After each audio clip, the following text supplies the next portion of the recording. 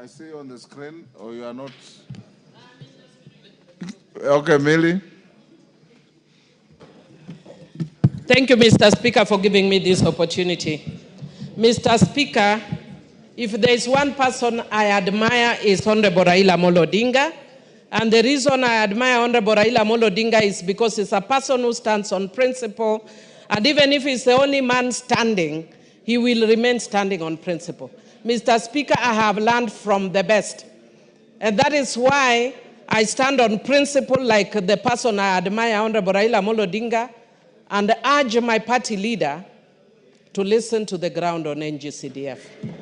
Mr. Speaker, I also want to urge my party leader that there is one thing I've admired about him, which is equality and fairness. Mr. Speaker, what is coming out of this house is that he's looking at governors more favorably than he's looking at members of parliament, which is Senate and National Assembly. We are all your children. Look at all of us favorably.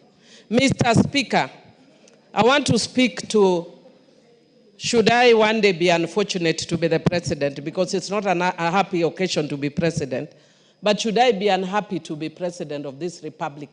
One thing I cannot take for granted, if I got that opportunity, is the support of parliament.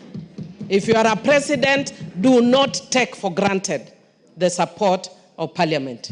If in doubt, ask Honorable Uhuru Kenyatta. Mr. Speaker, finally, on corruption, there is demand and there is supply side. We have had, and we keep hearing a lot on supposed or alleged demand. As a governance expert, tell us the supply side. If you are serious about dealing with corruption that is bedeviling this country, let us look at demand and the supply side. And as a Christian, Mr. Speaker, I want to remind us that I was taught a song.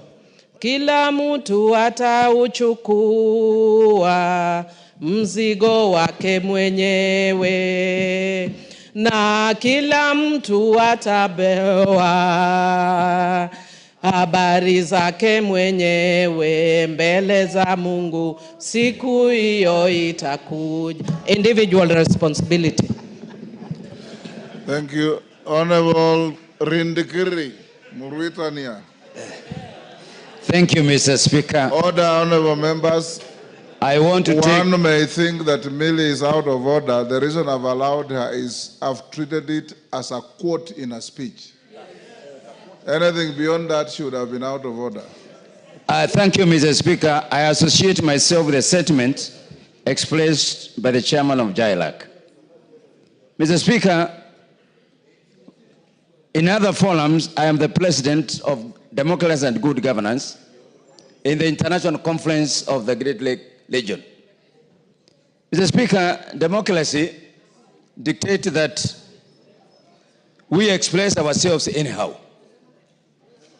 But good governance is a responsibility of each one of us.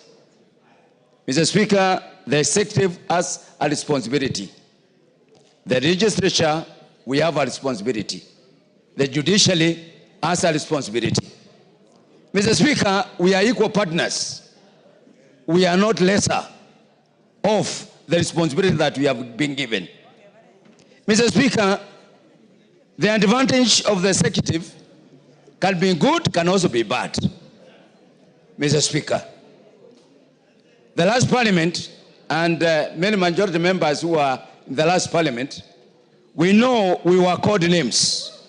We were called collapse. This is not a new thing.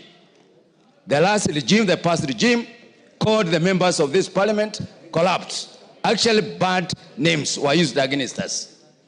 Mr. Speaker, now we are being called collapse. Each person, if we are to apply the principles of good governance, we must exercise what these principles are. One, the rule of law. The rule of law dictates that when something is wrong, the law takes precedence. Mr. Speaker, I want to imagine that the president knows